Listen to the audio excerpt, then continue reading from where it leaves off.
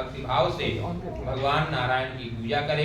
भक्तिभाव से नैवेद्य में केले का फल सहित घी, दूध और गेहूं के आटे का सवाया लगाए और सब पाद्यर्थों को भगवान को अर्पण कर देवें तथा बंधुओं सहित ब्राह्मण को भोजन करावें।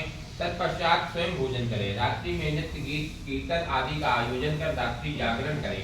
इस प्रकार जो मनुष्य इस व्रत को करता है उसके निश्चय ही सभी मनोरथ पूर्ण होते हैं। बोलिए सत्यनारायण भगवान की जय। आप ले लीजिए, चढ़ा दीजिए।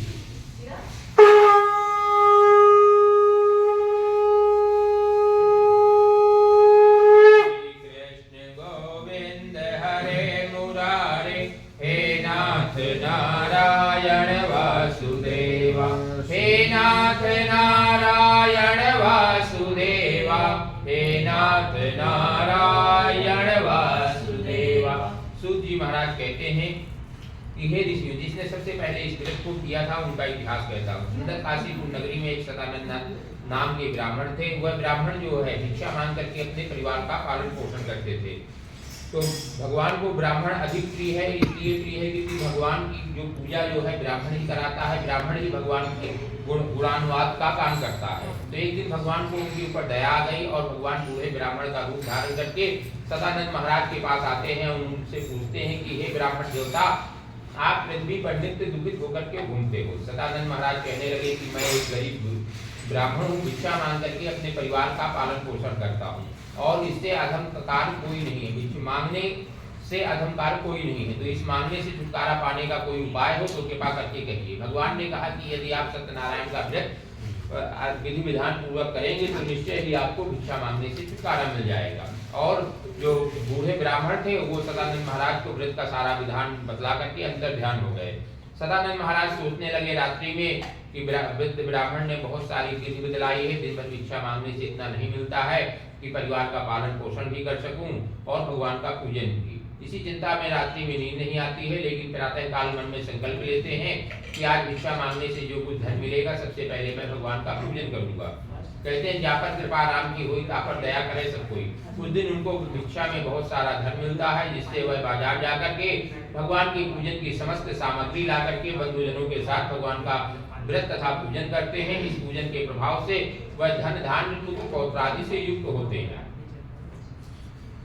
एक दिन जो है वही ब्राह्मण देवता अपने वैभव के अनुसार भगवान सत्यनारायण का पूजन कर रहे थे। उसी समय लकड़ी बेचने वाला लकड़हारा वहां पर आता है और ब्राह्मण के दरवाजे पर लकड़ी का गट्ठा रख करके अंदर जाकर के ब्राह्मण और भगवान को प्रणाम करके आदर के साथ ब्राह्मण से पूछता कि हे ब्राह्मण देवता, आप किसका पूजन कर रहे हैं और किसके घर में कर रहे हैं? इस घर को मैं नहीं पहचानता हूँ।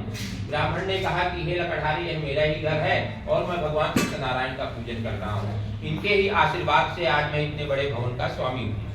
लकड़हारे ने ब्राह्मण की बात सुनी तो भगवान का प्रसाद लिया और पूजन की समस्त विधि पूछ करके अपने घर आता है और रात्रि में संकल्प लेता है कि कल लकड़ी बेचने से जो कुछ धन धान्य मिलेगा उससे मैं भगवान का पूजन करूंगा। अगले दिन उसको लकड़ी बेचने पर दूना धन मिलता है।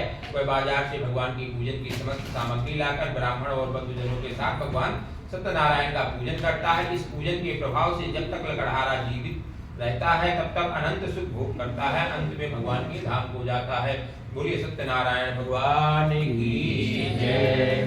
श्री कृष्ण गोविंद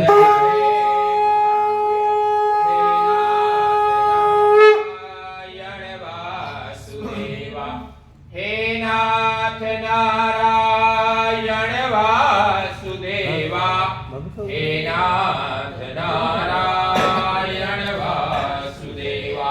सूत जी महाराज कहते हैं कि अब तीसरी कथा कहता हूँ। पहले समय में उल्कामुख नाम का एक बुद्धिमान राजा था। वह राजा सत्यवादी और जितेंद्रिय था। प्रतिदिन मंदिरों में जाकर इतना धन दान करता था कि ब्राह्मणों को कभी दोबारा किसी से मांगने की आवश्यकता नहीं होती थी। भगवान की कृपा से उसके यहाँ सब कुछ था, लेकिन संतान नहीं थी। एक दिन दोनों पति पत्नी भद्रशिला नदी के तट पर भगवान सत्यनारायण का पूजन कर रहे थे संतान प्राप्ति के लिए। उसी समय एक साधु नाम का व्यापारी वहां पर आता है, जिसके पास नाव में बहुत सारा धन था व्यापार के लिए। तो आकर के राजा को और भगवान को प्रणाम करके आदर के साथ राजा से पूछता है कि हे राजन, आप भक्ति युक्त चित्त से क्या कर रहे हैं? राजा ने कहा, हे वैश्य, मेरे पास भगवान के आशीर्वाद से सब कुछ है, लेकिन संतान नहीं है। संतान प्राप्ति के लिए मैं महाशक्तिवान सत्यनारायण का व्रत तथा पूजन कर रहा हूँ और मुझे विश्वास है कि इस पूजन के उपरांत निश्चय ही मेरे घर में संतान होगी। कहते हैं विश्वासो फलदायक है, जब विश्वास होता है तभी फल की प्राप्ति होती है। राजा का विश्वास देख करके वैश्य ने कहा कि हे राजन, भगवान के व्रत की समस्त विधि कहने की कृपा करें, मेरे भी कोई संतान नहीं है और मैं भी आपके कथनानुसार इस व्रत को निश्चित ही करूंगा। राजा से समस्त विधि पूछ करके वैश्य अपने नगर में आता है और अपनी स्त्री लीलावती को कहता है कि मैं राजा के मुख से संतान देने वाले एक उत्तम व्रत को सुनकर आए हैं, इस व्रत को हम निश्चय ही करेंगे जिससे हमारे यहाँ संतान हो जाए। अगले दिन लीलावती कहती है कि हे प्रभु, जो व्रत आप राजा के मुख से सुनकर आए थे उसको कर लिया जाए, जिससे घर में जल्दी संतान हो जाए। क्योंकि वैसे एक कंजूस व्यापारी था, इसलिए उसने सोचा कि अभी मान लीजिए हमने व्रत कर लिया और संतान ना हुई तो वह धन व्यर्थ जाएगा।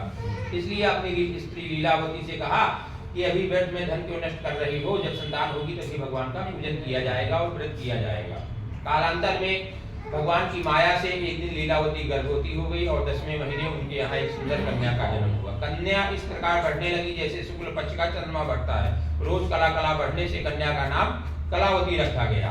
कन्या के जन्म के कुछ समय के पश्चात लीलावती ने फिर कहा कि अब तो संतान हो गई है, भगवान का पूजन कर लिया जाए। तो वैश्य ने कहा कि अभी व्रत में धन क्यों नष्ट कर रही हो, विवाह के समय तो ब्राह्मण को बुलाना ही पड़ेगा, बिना ब्राह्मण के विवाह होगा नहीं, तो विवाह के समय ही भगवान का पूजन कर लिया जाएगा। और व्यापार करने के लिए चला गया।